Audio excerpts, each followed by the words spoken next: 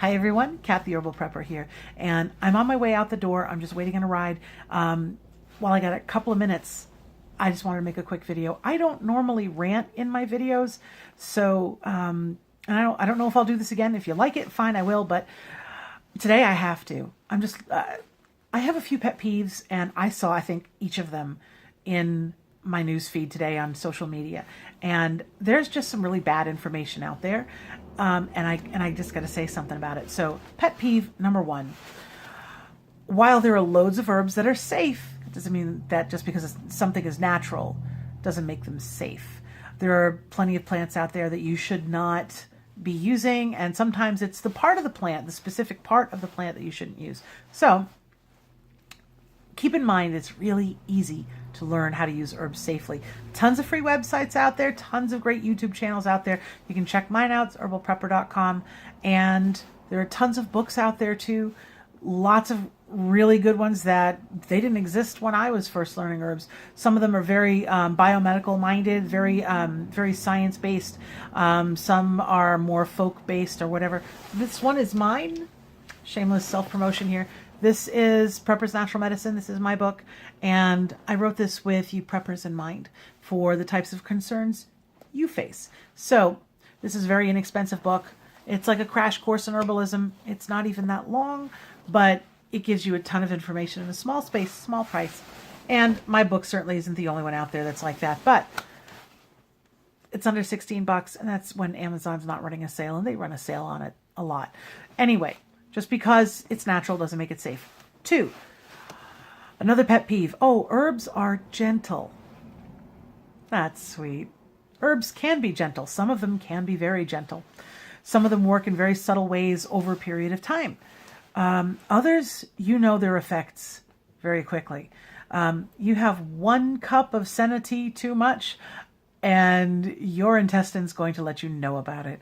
If you are using cayenne, maybe in capsules, and you take too many of them, or even not even too many, but some people have very strong reactions to it. Cayenne is not exactly a very subtle herb. Cannabis, there's an herb that's not very subtle, whether you support pot or not getting into it.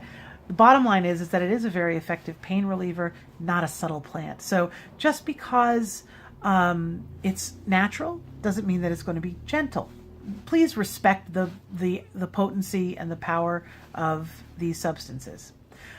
Finally, I've got others, but I'm going to wrap it up here because I'm pretty sure that I'm going to run out of time if I do more than one.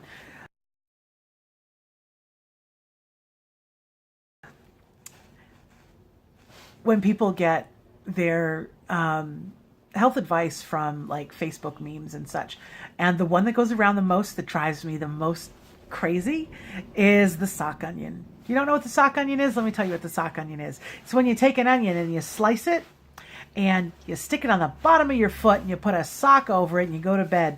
And then the next morning you wake up and the onion turned black. And supposedly the onion has sucked out the toxins from your body. That's not how the body detoxifies. The body doesn't get rid of toxins through your feet like that. It gets rid of toxins but the liver filters it out, and then the body eliminates it. So either solid waste or, urine, whatever. You can sweat it out. That's another way that you can get rid of toxins from the body. Sweat, elimination. That's how the body detoxifies. You don't detoxify out the soles of your feet. I don't care how black that onion gets. That blackness is caused by a process known as oxidation. You don't have to even put it up against your foot. You can just slice that onion and leave it out, and it will eventually turn black. Now, the claims made about this, that it's going to somehow pull these toxins out. I'm sorry. It's going to pull out bacteria. It pulls out viruses. It pulls out everything, apparently. I'm sorry, but it's not pulling out. It pulls out heavy metals. It pulls out. Let me see. What else have I heard this? It's nonsense. I'm sorry, but the people are treating this slice of an onion like some type of external strap-on liver, and that's not how this works. So I'm not saying onions don't have their use, but I mean, Some of these claims are like you slice an onion and put it under their bed or put it in a room and the flu is gone.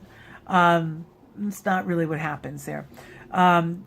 Or the worst one of all, I think, is when I read that, the claims were that you leave it open in a bowl in a room and it gets rid of plague. Plague.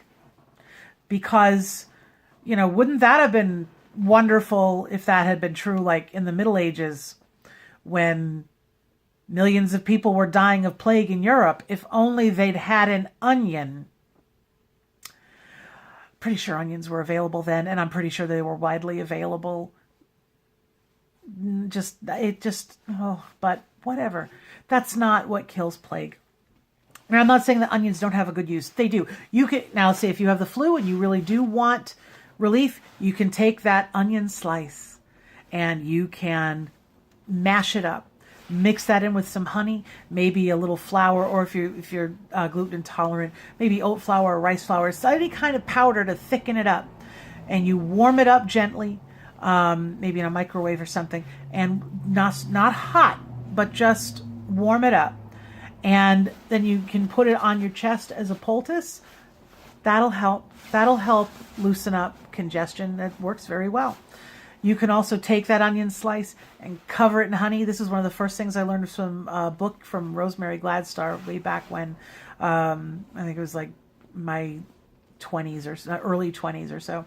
And just cover the onion with some honey and let it sit.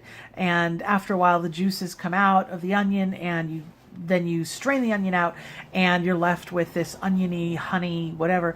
And it works wonderful as a topping on chicken, but it also makes a lovely cough syrup. So yes, if you want to use it for cold and flu season, those are two good ways to use it. You can also put your onion in fire cider. You should also check out my fire cider video, the instant one, in case you didn't set it up in time. You don't have 2 weeks to wait. You could make it kind of instantly.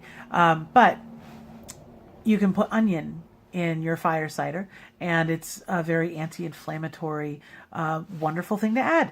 So yes, onions have uses, but not on the bottom of your feet, not unless you want your feet to smell like onions.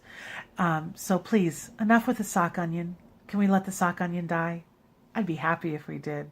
But anyway, I hope that you found my frustration slightly amusing. It's either laugh or cry sometimes, and I choose to laugh. So anyway, I'm going to get going, and I will see you again soon. Bye-bye.